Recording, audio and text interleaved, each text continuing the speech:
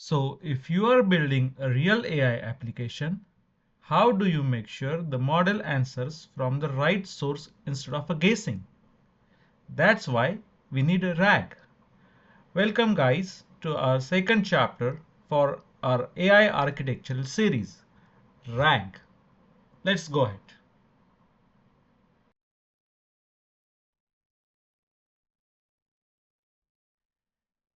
Okay, so we will start first with the problems, right? Why LLM is not enough? Because everyone says LLM will do that, LLM will do this. Then what is the reason behind introducing a RAG? To understand that, we need to first understand what is the problem if we just use a pure LLM. So the first problem is knowledge cutoff.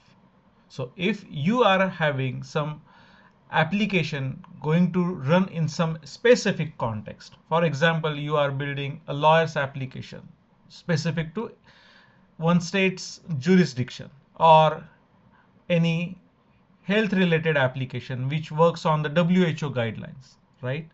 So this is a knowledge base that you have, but LLM will give you the generic answers.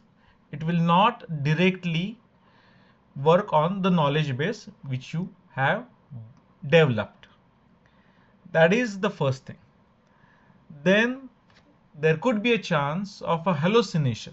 So what does mean hallucination? So LLMs are trained like, if they don't know something, they will try to create and they will try to find some answers, and sometimes it could be a random, right? And that is called as a hallucination. So LLM do hallucinate some things, and that may not be the right output from the product's perspective.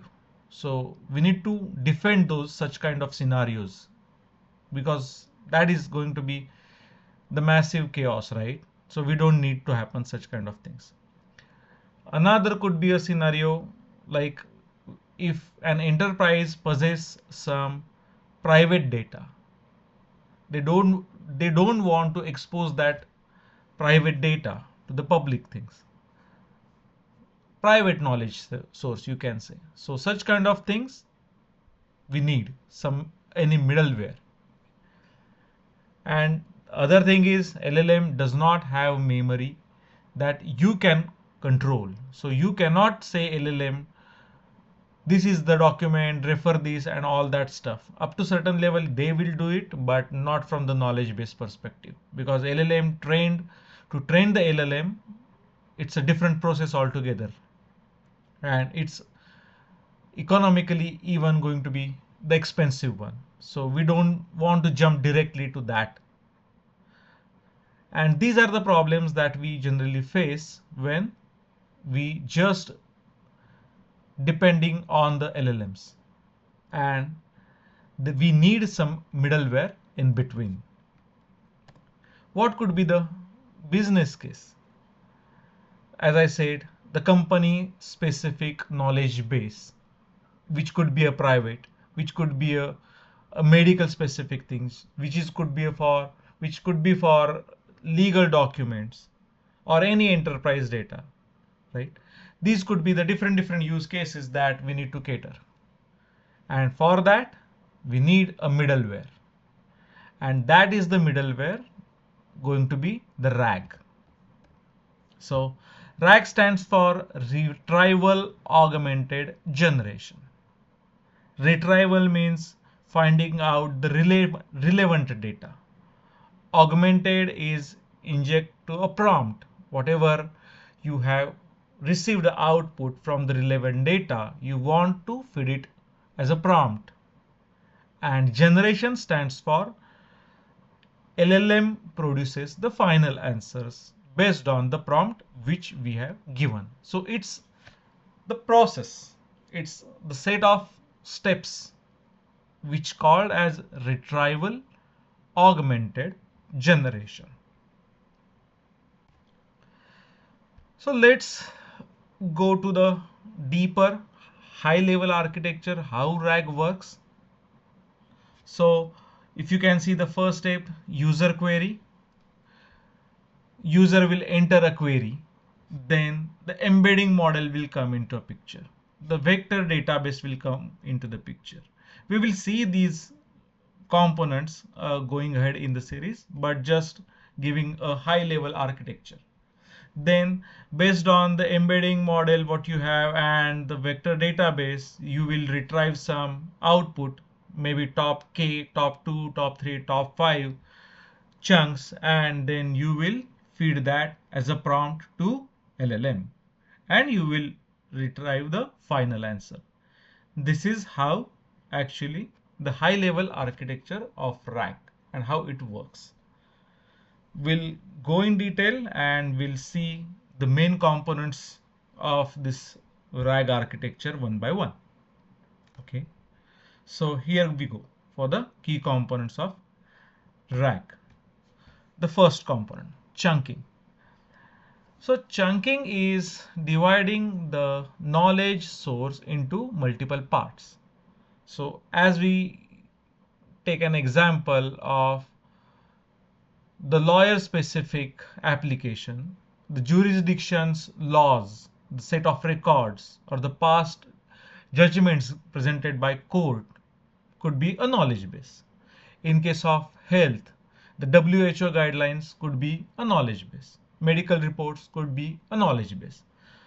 So dividing this huge knowledge base into multiple parts, that means splitting these into tokens. The tokens we have seen in the first chapter, right? So splitting those into tokens is called chunks, a group of tokens, I would say. And this is very important thing in the RAG, the chunking, because context window is limited.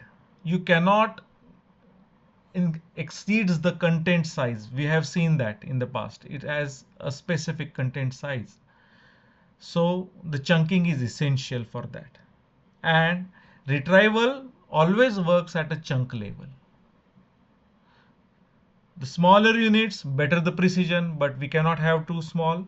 We will see those strategies later on, but that is why chunking is required. And it is almost underrated topic while discussing the RAG, but if you fail at the chunks, it can give a lot of pain. So we cannot ignore a chunking as a step, vital step, I would say. There are some kind of a good characteristics of chunk. There could be a bad characteristics of chunks. So what I mean, a single idea, right? If any chunk is containing or limited its context for a single idea, it will be treated as a good chunk. And if it is getting a mixed idea, I mean, if we want to take an example of a healthcare application, the hyper syndromes getting added with the thyroid symptoms, right? Then it could be, you can say, a mix of the characteristics. So that can be treated as a bad characteristics. So we will go one by one, going ahead, the strategies and how it is going to be properly segregated, right? So you can see this diagram. So we have given an example of a medical guidelines PDF over here. The different chunks has been created out of this PDF. The first chunk is for definition of hypertension. Second is for treatment recommendations. Third could be for monitoring guidelines. So we have created different parts of a one PDF, that is called chunking. We will come to this part later on. Just the next important component of this RAG is the embedding. Okay. So what is this? Embedding stands for. So each chunk what we have created, so if you can see the chunks what we have created is going to get converted into vectors. So these are the vectors. So each chunk gets converted into a vector that is known as embedding. Chunk 1 is getting converted into a vector, chunk 2 is getting converted into a vector. In the RAG, chunks are getting converted into vectors, your queries will get converted into vectors, and the operations will be performed only on the vectors, not on the text. That is why the embedding is important. It is the heart of the retrieval. Whatever you are going to convert it into vectors and going to get stored, it is going to be retrieved on that basis only. So that is what about the embedding. So this is an image how it works. We have a different embedding models, we can use it, and we will cover the next chapter of the embedding in detail. Right now that it is sufficient to understand that there is a model of embedding which converts the chunks into vectors, right? So this is an representative diagram which shows you how the chunks get into or converted into vectors. So before jumping into how and where we are going to store, let's understand why embedding is important. So for example, you have a query, blood sugar limits. Give me the limits of sugar in the blood. Okay. Now the query vector is going to get converted. Assume it is getting converted into this vector, and you have stored the medical WHO guidelines. Now, if the diabetic related chunk is getting embedded like this, and cholesterol chunks are getting embedded like this, you can see the complete segregation, right? This is way different than this one. So this will result into the right answer. The result will be exactly the diabetic chunk, not the cholesterol chunk. But if we fail at embedding the models properly, right? If diabetic chunks gets closer to the cholesterol chunk, you can see the similarities, right? Just by visualization. Then, just like us, the retrieval logic is going to get confused, and you may not get the exact expected answer. That is why embedding model is pretty important, and even the chunks are going to get pretty important. Segregating the chunks in a proper context and converting them into a vector or embedding them into vector are the crucial steps for implementing RAG. Okay. Now we'll come to the third part. We have so far generated vectors of the chunks. Where to store it? So these vectors are going to get stored in the vector database. There are different vector databases already present in the market. The Pinecone is one, the Weaviate is one, right? FAISS is from the Facebook. It is again there. It's a kind of a lightweight. We can use it. There are pros and cons of each and everything, but ultimately we will store these chunks getting converted into vector in the vector database. Now the vector database is only knows the vectors. It is not knowing what you have feed to it. Okay. So that is what the vector database is for. So This is the model of the standard vector database. So this is a vector is getting stored. You have a metadata. Yes, yeah, there is one important section that vector database possesses, the metadata. Each chunk which you are storing will have its own vector, and you can add a metadata.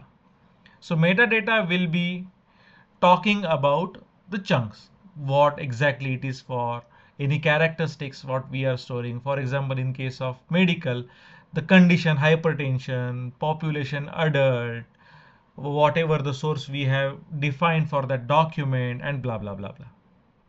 We can define the metadata, and that is going to be useful while retrieving. We will see going ahead in this chapter itself how the metadata becomes so powerful to minimize the noise and having the accuracy of retrieving the data.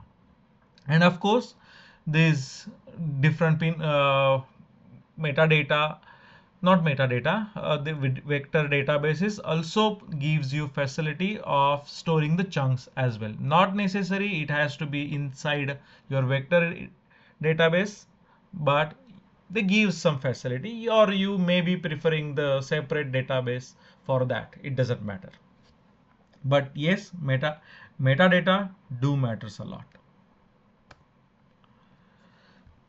The fourth part, the important part, is retrieving chunks. We will see that through the diagram itself. So for example, the query has been raised. What is the first line treatment of hypertension? Now, as I said, everything is vector over here. So query is going to get embedded. It is getting generated into vector. It is get fired on the vector database, what we have stored, where we have stored the chunks. Okay. Now this similarity operation looks for the top matching chunks. It will give you a multiple chunks which are getting close towards the matching. So it will give you the best match with some confidence level, then the second most best match, and so on, right? So it will give you a kind of an array that this is related to your chunk, this is related to your chunk, this is related to your chunk, and you need to pick out the k top results. So if you remember in, so let me go back. Okay, so if you remember, this is the step top k relevant chunks. So whatever the best match you have found out, you will retrieve the top k relevant chunks. So what k number will represent? 2, 3, 4? We will see that. We will see that. Okay. So this is what the retrieving chunks all about. And the fifth important step or the component is prompt augmentation. So prompt augmentation means whatever you have retrieved from the chunks after matching your query, after retrieving it, you will feed it to LLM to generate the answer. That is the prompt augmentation, feeding the prompt to an LLM. Okay. So this is how typically RAG works. We will see in a sequence. User has given the question. It generates embedding on top of it. You have already fed the chunks getting converted into vectors, which is already in this vector database. So the questions are going to be searched on the vector DB. The retrieval relevant chunks will be the fourth step, where you will get the top k relevant chunks. Then it will feed to the prompts and it will generate the output. So this is the flow how RAG works typically. So far so good. Okay. Now we have almost covered, while explaining all the things, how RAG does internally, how the retrieval process works. We will just go through quickly, though we have covered, not just to miss anything important. So as I said, converting a query into embedding is one of the step when the user enters any query. It is going to get compared with the stored embeddings, that is the chunks which have been stored in the vector database. Then we will, not we, it works on the cosine similarity. We will get into the detail how the cosine similarity works, but just assume it is going to look for the best match and returning a top k chunks. The important thing that we need to understand over here is what RAG doesn't do. Okay, it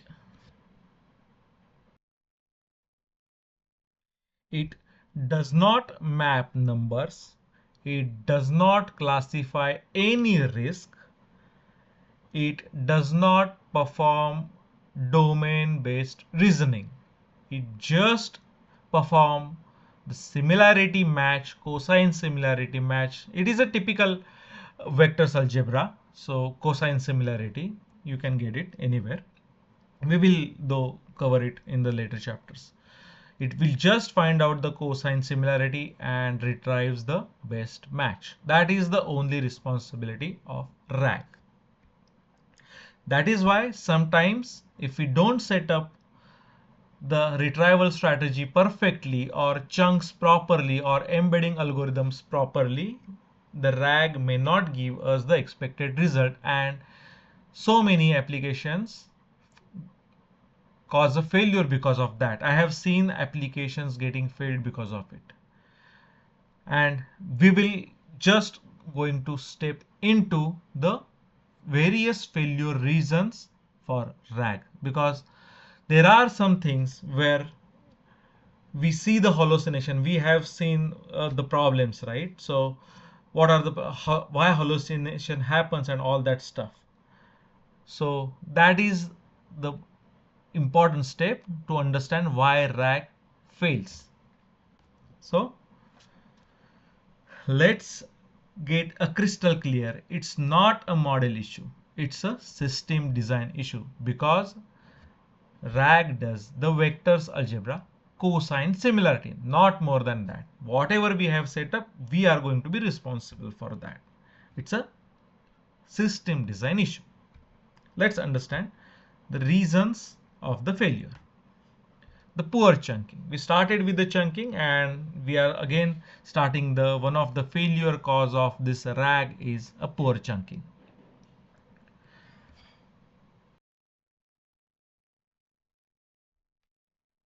So for an example, if we are defining a medical related application, hypertension or thyroid related stuff, right? And if the chunk contains both the hypertension guidelines and the thyroid explanation. If the chunk contains both, then it's not a good chunking. As we have seen earlier, the chunking should be specific to context.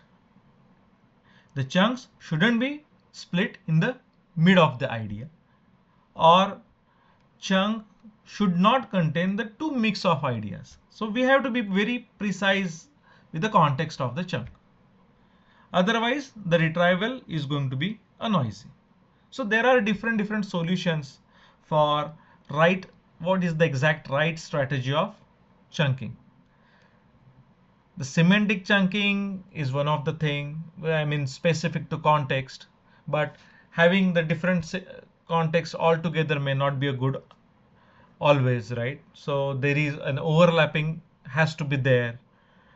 Then the topic purity has to be there. So there are different strategies that we need to go for while chunking. We will cover those in a separate topics going ahead in the series. So stay tuned with us. So semantic chunking, overlapping strategies, topic purity are some of the right chunking strategies that are commonly used across the industry. Then the second cause is too many tokens injected. In the first lecture of this series, we have understood the tokens, the fuel of the LLM or this entire AI architecture. So we have know that LLM even has a context window. So how many tokens are going to get processed at once is the context window. So 8K, 16K, 128K tokens would be the window size. So passing very less number of tokens would be the right, but it is going to be very expensive, and passing too many tokens will not be a good thing, right? So the token size needs to be precised. So generally 800 to 2000 tokens for the most systems would be considered as a good sufficient number of tokens.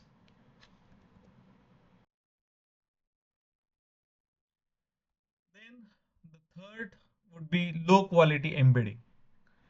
We have seen the good embedding and the weak embedding, and this is actually one of the reason for the failure, the third failure reason for RAG output. So if query retrieves incorrectly, the application is going to get fail, and the low or weaker embedding is one of the top key reason for that. So let's see again with the example. If user is querying for blood sugar limit, and if we have the chunks for diabetes and cholesterol close to each other, definitely the answer is going to be misleaded.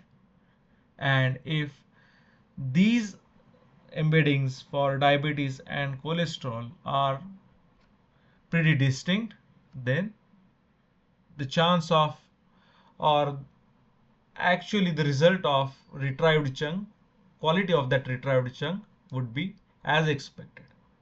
That is why the embeddings are going to be the crucial for the success of RAG. Okay. Then the fourth and the most important thing is no re-ranking.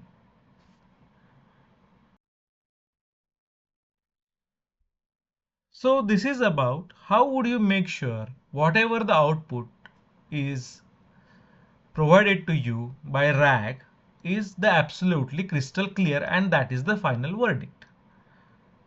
That is the process has to be there, because it is about a cosine similarity, right?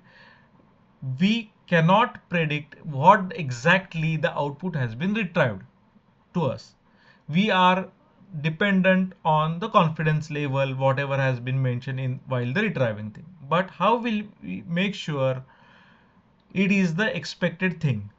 Okay, so let's take an example. We are looking for, the query is for common symptoms of flu, the influenza, and there are some embeddings stored in the vectors, right? And vectors retrieved us at a rank 1 the general cause of fever. The second ranked result would be common symptoms of influenza. Now, one point to be noticed over here, why did rank 1 come first, general cause of fever? Because the fever, adults, symptoms, these are the words actually going to get higher precedence. So similarity score would be high. That is why even the rank 2, this statement common symptoms of influenza could be the right one because of the vital words fever, adult symptoms. We got the rank 1 is general cause of fever. This may not be the right answer. This is not a right answer what we are actually looking for. Okay? Because similarity is not the intent accuracy, and exactly what is happened over here. Similarity of words, fever, adult symptoms is not exactly the intent what we are looking for from the query. And the reason of this is when we pass any query to vector database to process it for a cosine similarity, actually it is always the query and whatever the chunks we have stored are not going to get calculated in the same context. Those will be always in the isolation. That is why the cosine similarity will not be able to understand over here what was the intent. And that is the problem. The query and the chunks are not getting calculated together is the problem. And that is why the solution is re-ranking, rescoring the things. So there are ways to rescore the things, and what exactly rescoring does is they calculate the query and chunk together. So that means if we have received, assume top two chunks, rank 1 and rank 2, we will pass this rank 1 chunk and the query together to rescore. We will do the same thing with the ranked 2 chunk and this query to rescore the things. And then we will check the rescore. What is the output of that rescoring? And in that case, definitely the common symptoms of influenza would be going to get higher score. The reason now in rescore query has been evaluated over the chunk what we have retrieved. Query and chunk is going to calculated together. That is why the rescoring is very important. Okay. So this no re-ranking having in the RAG could lead us, even though we have the right type of embedding, even though we have good chunking strategy, but having lag of re-ranking will be pushing us sometimes in very hard times. So re-ranking has to be there.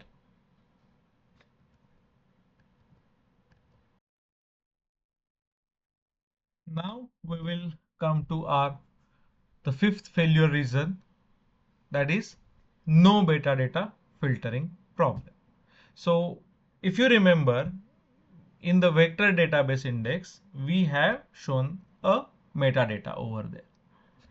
So if we go back, just give me a second, you can see this a metadata. The metadata talks about the chunks, and that is the exact the cause of failure of not having the metadata. We will take an example, okay, and we will understood how it works. So for an example, somebody is looking for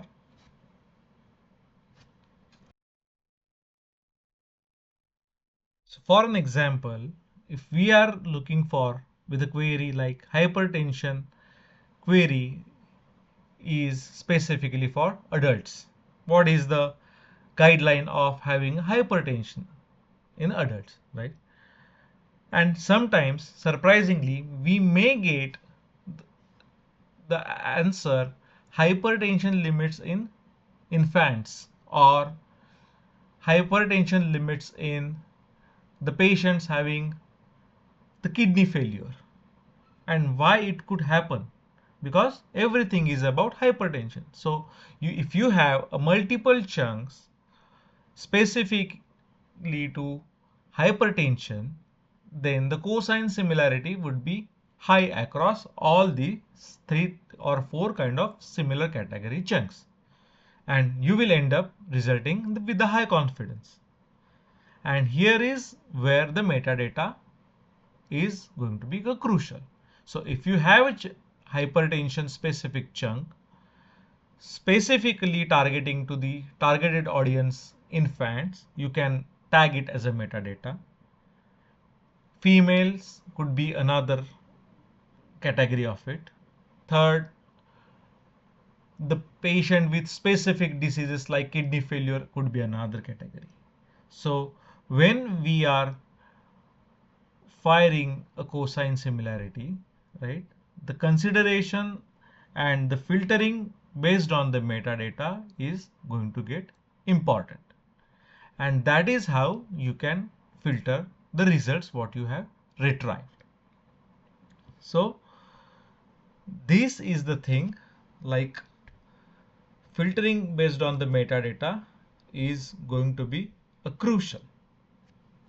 So applying filters could be a documentation type, the domain like WHO, all that stuff, or versions of the documents if you have added few things later on or specific to any disease, right? So versions could be again the impactful thing, age group, or any categories which are differentiating similar chunks from each other is going to be your metadata.